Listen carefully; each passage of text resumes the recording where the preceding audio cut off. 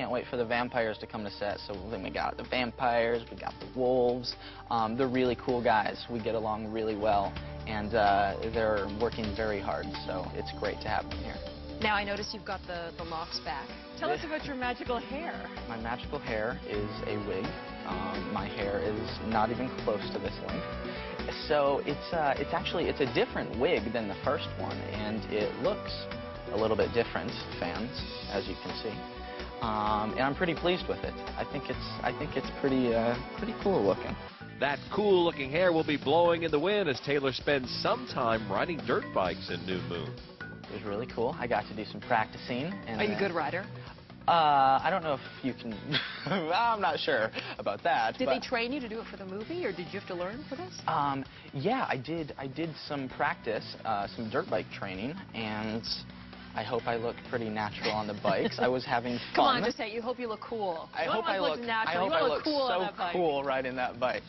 But yeah, it's a lot of fun. It is a lot of fun. Any major things that fans should look out for in terms of plot points being left out or put in that you can tease us about a little? Now, I know you're probably sworn to secrecy on some of this stuff, but yeah, I think I'm just gonna have to tell you fans to go check out the movie November 20th, and then you can tell me after that.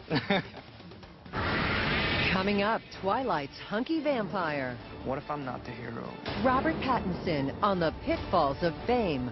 if you even talk to a girl, she's your girlfriend, right?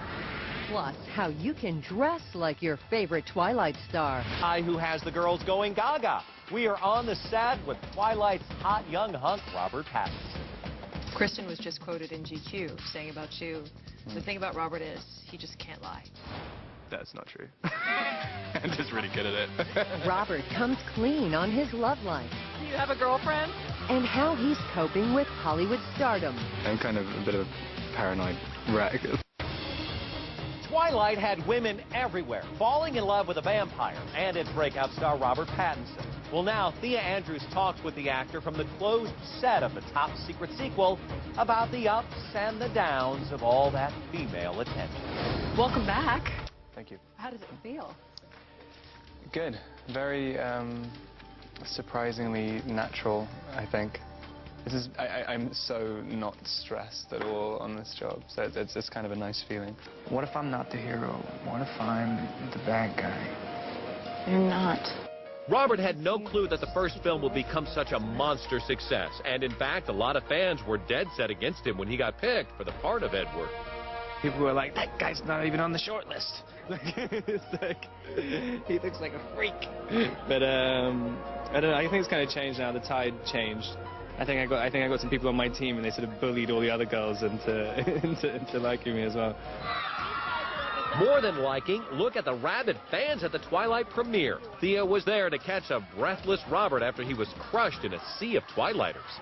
This is one of the craziest things I've ever seen. How's it for you? I don't know. I'm not even really here. Like, my body is here, but my brain is like, I don't know where it is. What's the strangest request you've ever gotten from a fan? I had some girls come up to me the other day who'd pre-bitten themselves, so they were bleeding when they came up. And they're like, look, we're already bleeding. Can you just lick a little bit of blood? Don't worry, he said no, but there is another reason the female fans may be so crazy about him. Do you have a girlfriend? I don't know. Not right now. Not right now. By the way, any of these ladies would be happy to go on a date with you. Are you looking for one? I guess. I don't think here would be the best idea. So you are on the market? I guess, yeah.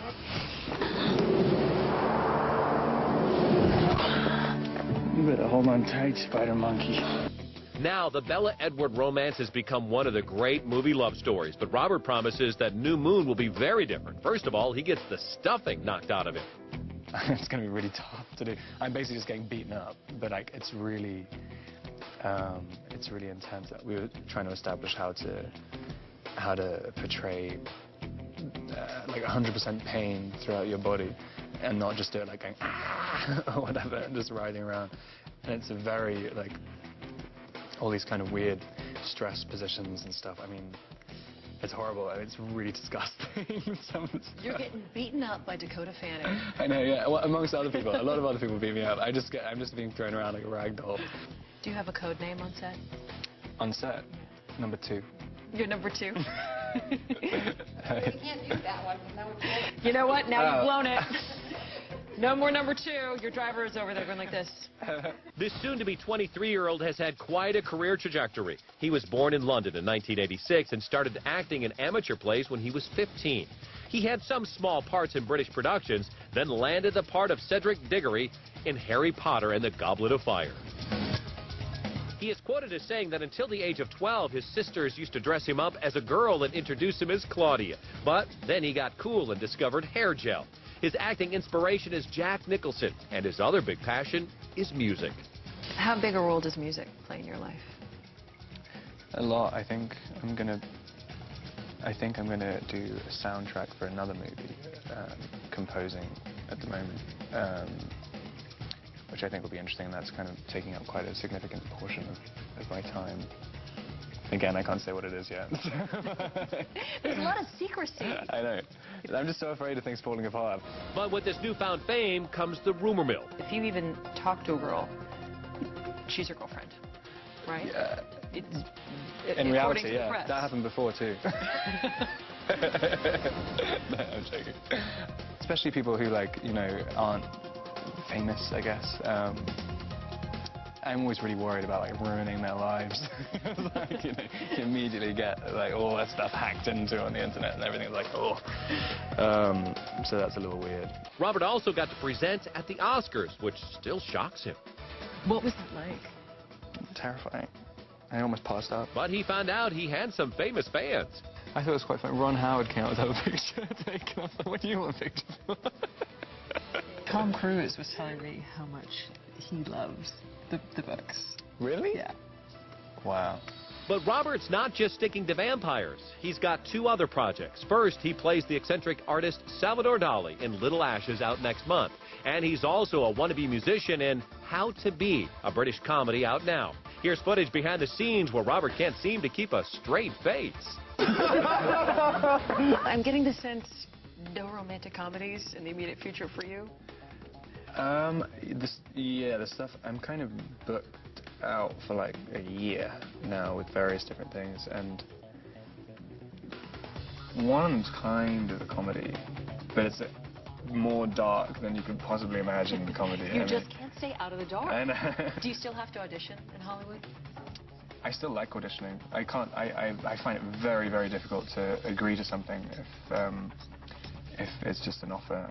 Because I don't know if I can do. I like to know that, you know, I've done something which people can judge me on.